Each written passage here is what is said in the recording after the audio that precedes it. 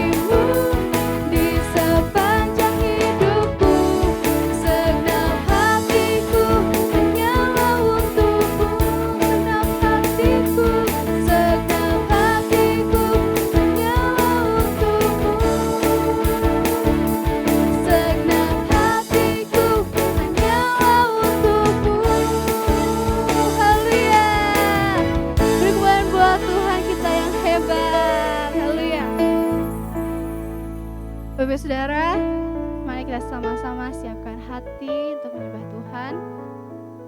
Kita sama-sama mau datang, kita mau sama-sama nyatakan bahwa Tuhan Yesus adalah Allah Immanuel, Allah yang beserta setiap kita. Ya Tuhan, kami kami umat-Mu datang untuk menyembah Engkau. Sebab Engkau kekuatan setiap hati kami, Tuhan. Sebab Engkau yang kuatkan setiap hati kami dalam keadaan apapun, Tuhan. Kami percaya sebab Engkau Allah Immanuel setiap kami, Tuhan. Haleluya, haleluya.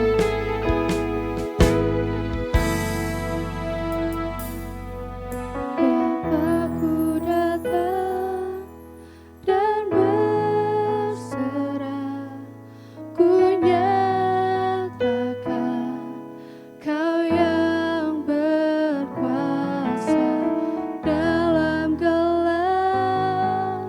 Kau setia, Kau cahaya hidupku. Kau yang kuatkan setiap hati kami, Tuhan. Kau kuatkan aku bertahan. Kau harapan dalam kesesakan. Kau buktikan kesetiaan-Mu, Tuhan. Engkau Allah Immanuel.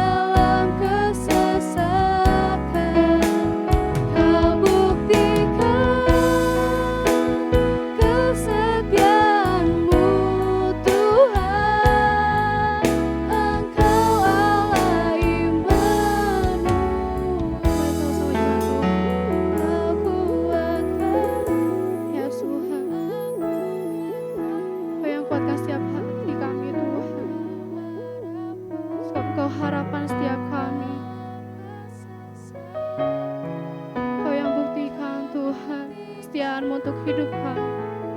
Kesetiaan-Mu Tuhan, Engkau Allah Immanuel. Dengan sungguh hati terima kasih Tuhan. Kau harapan dalam kesesakan, Kau buktikan kesetiaan-Mu Tuhan, Engkau Allah Immanuel.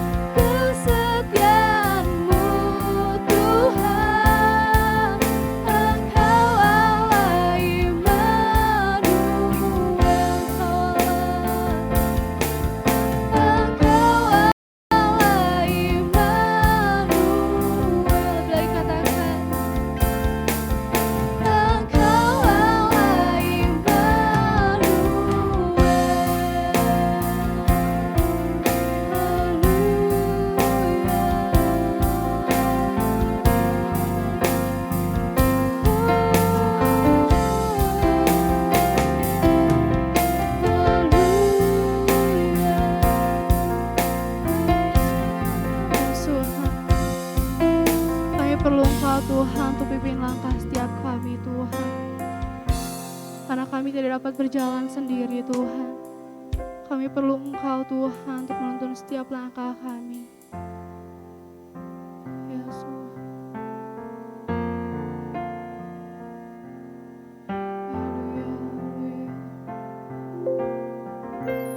Bila Engkau tak besertaku,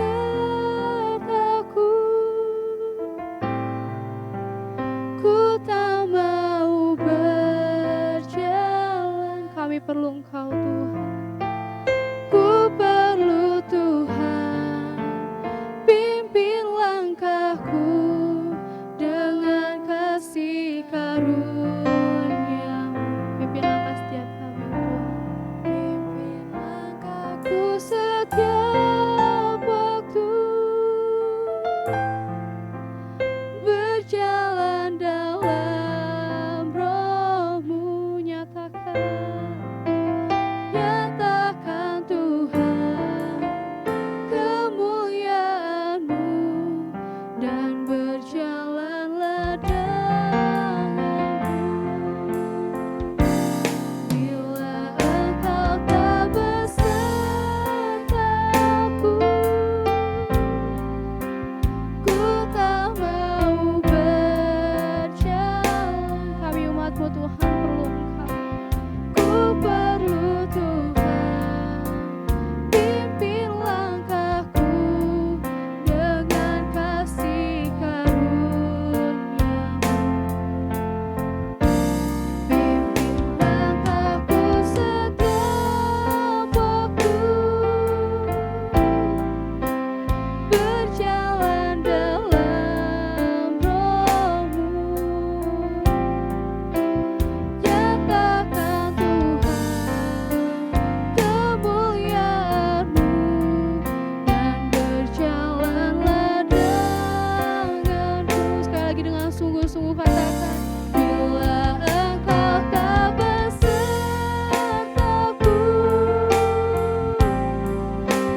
ku tak mau berjalan. Ku perlu Tuhan, pimpin langkahku dengan kasih karunia-Mu. Mari sama-sama angkat tangan kita katakan, aku setiap waktu berjalan dalam Roh-Mu. Nyatakan Tuhan kemuliaan-Mu, dan berjalanlah denganku. Nyatakan Tuhan kemuliaan-Mu, dan berjalanlah denganku.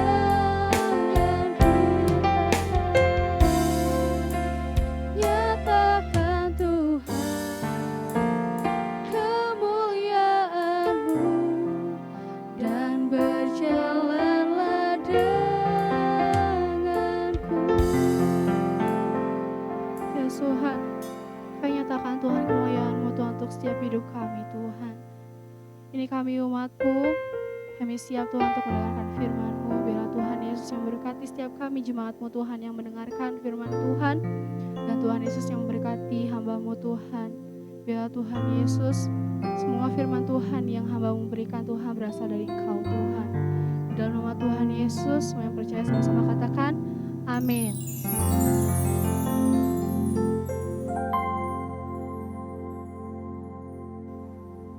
Halo Bapak Ibu Saudara, selamat pagi dimanapun Anda berada. Saya menyambut setiap kita untuk mungkin yang baru pertama kali juga mengikuti ibadah. Kami GKPB MDC Garut mengucapkan selamat datang, selamat bergabung. Saya berdoa setiap kita tetap berada di dalam keadaan yang sehat, khususnya pada masa-masa seperti hari ini, di mana ada new normal yang harus kita hadapi, di mana kita harus tetap aktivitas, tetap produktif di tengah-tengah pandemi ini. Saya berdoa terus supaya Bapak Ibu Saudara dan saya tetap ada dalam perlindungan dan kesehatan dari Tuhan. Yang percaya katakan amin. Baik, hari ini saya beri judul khotbah dengan judul Mengandalkan Tuhan sama dengan pilihan yang tepat. Mengandalkan Tuhan sama dengan pilihan yang tepat.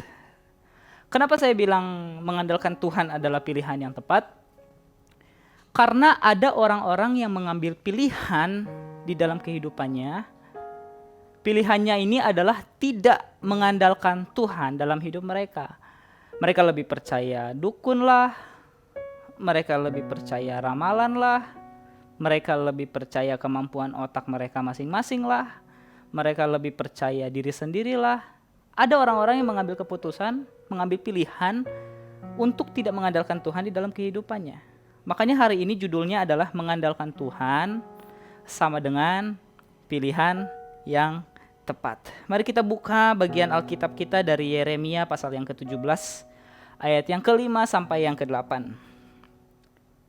Sebelum kita baca lebih jauh, ada sedikit yang menjadi latar belakang dari ayat yang kita akan baca, di mana bangsa Yehuda mereka menyembah berhala dan tidak mengandalkan Tuhan lagi dalam kehidupan mereka. Kenapa mereka menyembah berhala? Saya coba mencari dan saya menemukan sebuah catatan yang menulis kenapa mereka menyembah berhala. Rupanya bangsa Yehuda mengalami tekanan dari bangsa-bangsa sekitarnya. Dan bangsa-bangsa sekitarnya ini itu jauh lebih kuat dan jauh lebih besar daripada bangsa Yehuda. Sehingga untuk cari aman supaya mungkin tidak diserang, supaya mungkin aman, bangsa Yehuda ini ikut menyembah berhala-berhala yang disembah oleh bangsa-bangsa yang ada di sekitarnya tadi. Bangsa yang lebih besar itu ikut-ikutan berhalanya disembah oleh bangsa Yehuda. Ya mungkin biar sama, mungkin biar aman begitu ya. Mereka lakukan hal itu.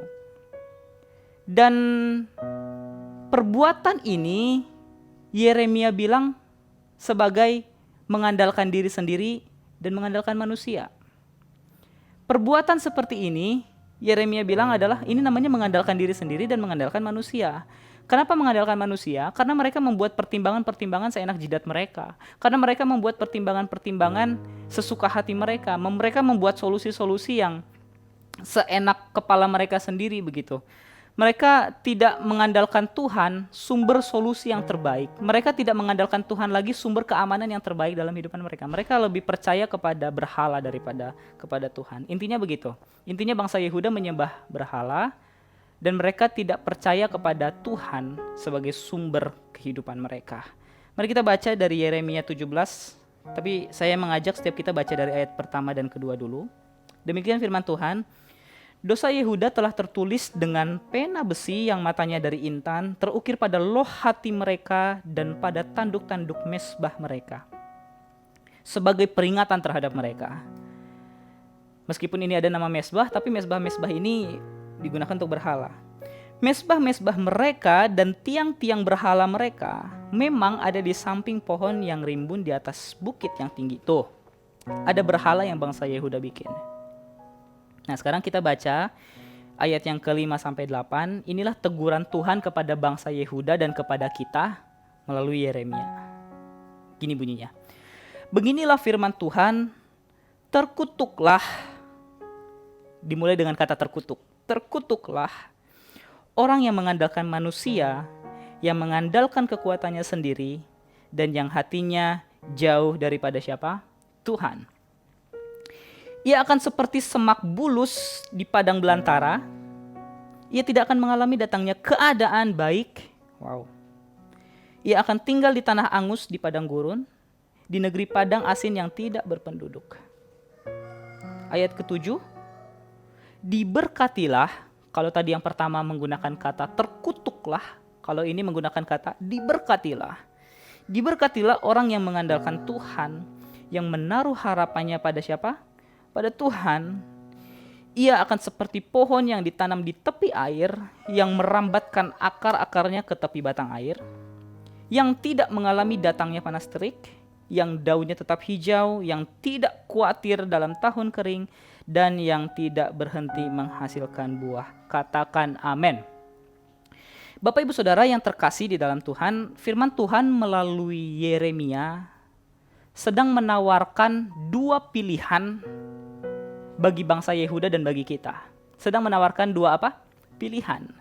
Dan setiap pilihan-pilihan ini ada konsekuensinya masing-masing. Setiap pilihan-pilihan ini ada akibatnya masing-masing. Pilihan yang pertama yang Yeremia bilang adalah mengandalkan kekuatan manusia dan mengandalkan diri sendiri. Itu pilihan pertama. Mengandalkan apa? Kekuatan manusia dan mengandalkan diri sendiri. Nah, digambarkan dalam ayat tadi, orang yang mengandalkan diri sendiri, orang yang mengandalkan manusia, disebutnya itu terkutuk.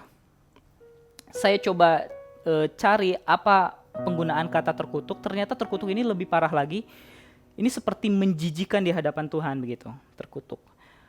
Kalau misalkan terkutuk, ini artinya sebuah kesalahan atau kekeliruan yang bukan main-main. Kalau disebut terkutuk, artinya ini adalah sebuah dosa yang serius di hadapan Tuhan. Orang yang mengandalkan diri sendiri itu dosa yang serius di hadapan Tuhan. Apa itu mengandalkan diri sendiri?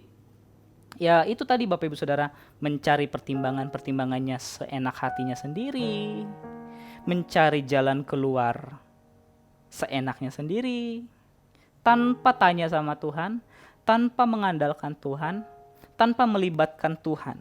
Contohnya apa ya tadi bangsa yang tadi?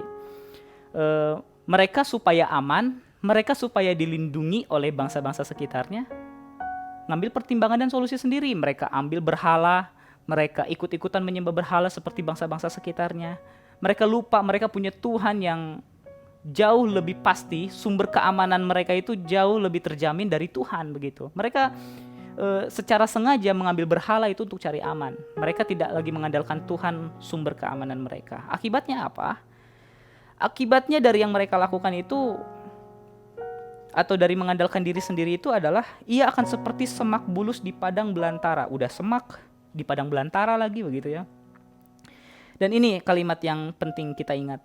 Ia tidak akan mengalami datangnya keadaan baik. Orang yang mengandalkan manusia atau diri sendiri, orang yang menjauh dari Tuhan, lari dari Tuhan, ketahuilah keadaannya bukan semakin baik, tetapi semakin buruk. Itulah pilihan pertama yang tadi Yeremia tawarkan. Orang yang mengandalkan siapa? Diri sendiri dan manusia. Pilihan kedua yang Yeremia bilang adalah orang yang mengandalkan Tuhan dan menaruh harapannya penuh kepada siapa? Kepada Tuhan. Inilah judul kita hari ini. Mengandalkan Tuhan adalah pilihan yang tepat. Kalau tadi yang pertama dikatakan terkutuklah orang yang mengandalkan diri sendiri. Tetapi beda kalau yang pilihan kedua ini dikatakan diberkatilah orang yang mengandalkan Tuhan dan menaruh harapannya pada Tuhan. Orang-orang yang mengandalkan Tuhan ini adalah orang-orang yang melibatkan Tuhan di dalam setiap rencana-rencana kehidupan yang mereka buat. Orang yang mengandalkan Tuhan ini lebih percaya apa kata Tuhan daripada apa kata diri sendiri, daripada apa kata orang lain, bahkan apa kata dukun, apa kata ramalan, apa kata dan sebagainya tuh. Mereka lebih percaya siapa? Tuhan. Apa-apa tanya sama Tuhan. Di mana-mana komunikasi sama Tuhan, tanya ini Tuhan gimana? Tuhan ini apa yang harus saya lakukan? Nah itu ciri-ciri orang yang mengandalkan Tuhan. Akibatnya atau konsekuensinya apa? Apa konsekuensi atau akibat dari orang-orang yang mengandalkan Tuhan? Di ayat 8 tadi dicatat begini. Ia akan seperti pohon yang ditanam di mana? Di tepi air. Yang merambatkan akar-akarnya ke tepi batang air. Kalau pohon ada di tepi air, itu udah pasti aman, udah pasti hidup, karena ada air di sekitarnya, di pinggirnya, di tepi air begitu. Nah, coba kita tarik, mungkin gambaran ini adalah sebagai kita yang menjadi pohonnya dan Tuhanlah yang menjadi airnya. Kalau kita ditanam di tepi air, kalau kita dekat sama Tuhan, ya udah aman sebenarnya kita. Kita pasti hidup. Artinya tidak akan pernah berkekurangan dan selalu berkecukupan. Lanjutnya.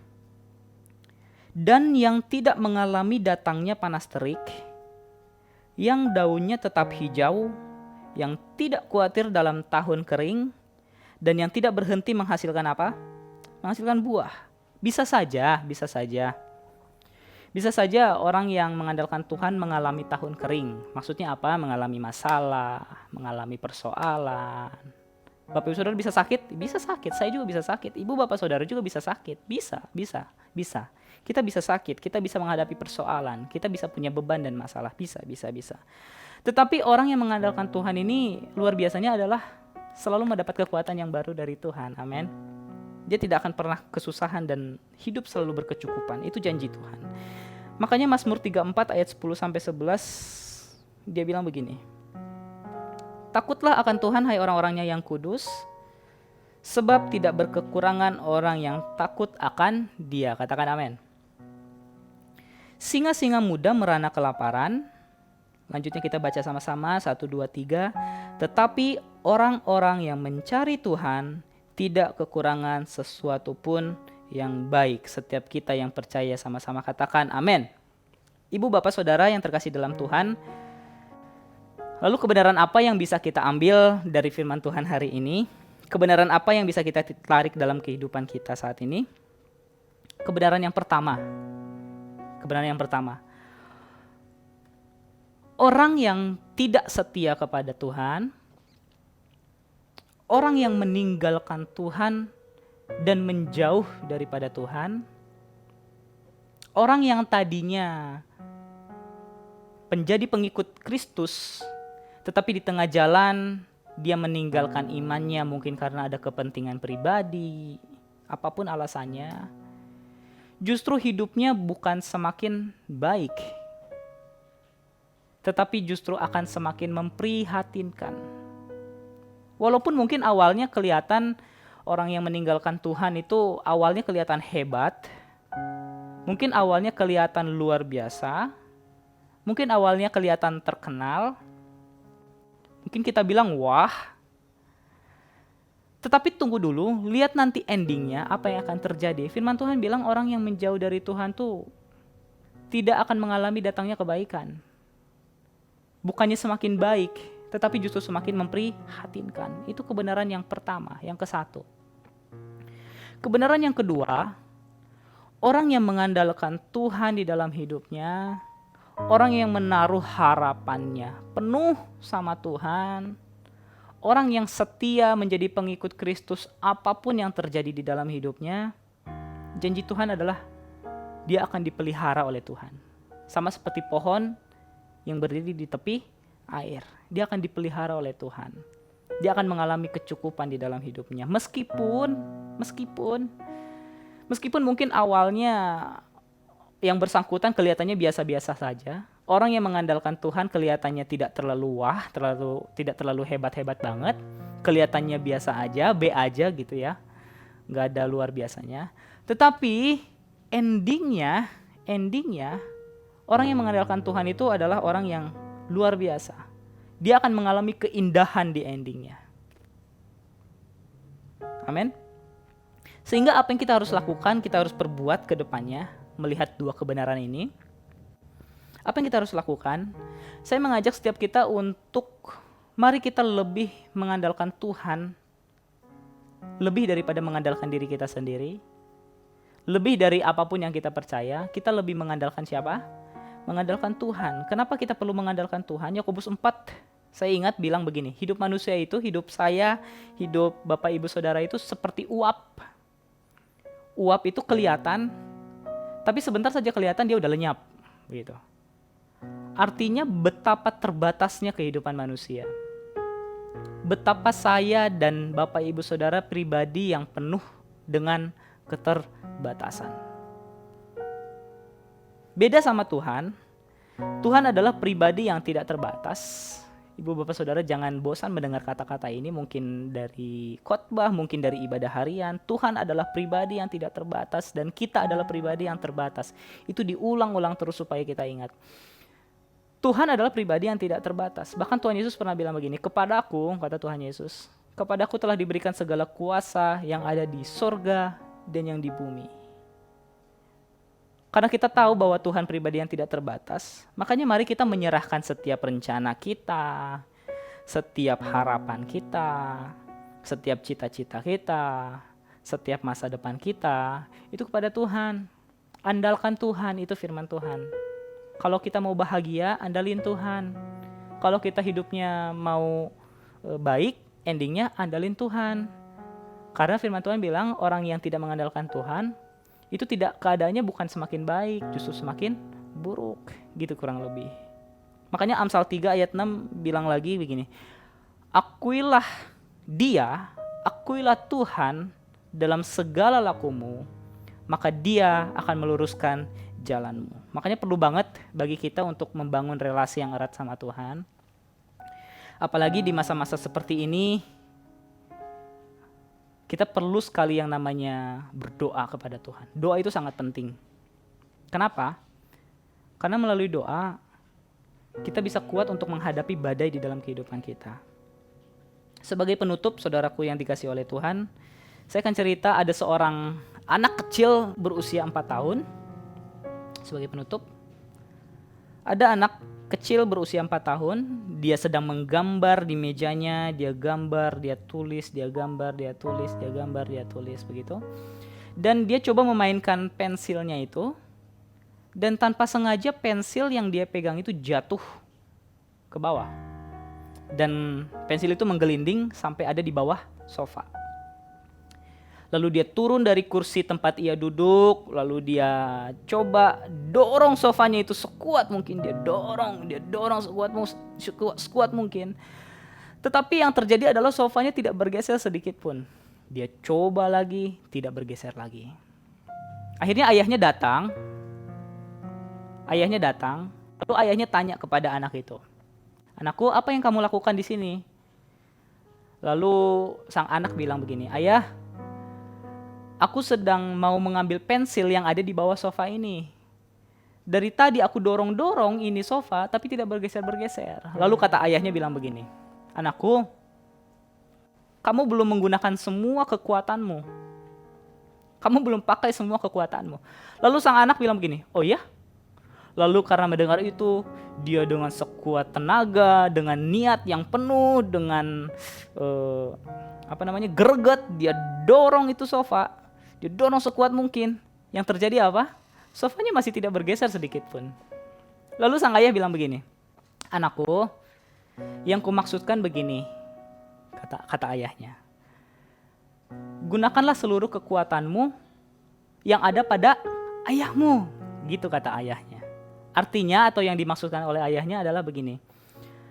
Akan ada selalu kekuatan dari ayahnya yang siap menolong anaknya. Kapanpun anaknya minta kekuatan itu kepada ayahnya, ayahnya tidak pernah keberatan untuk memberikan kekuatannya dalam menolong sang anak. Akhirnya sang ayah ikut membantu mendorong sofa.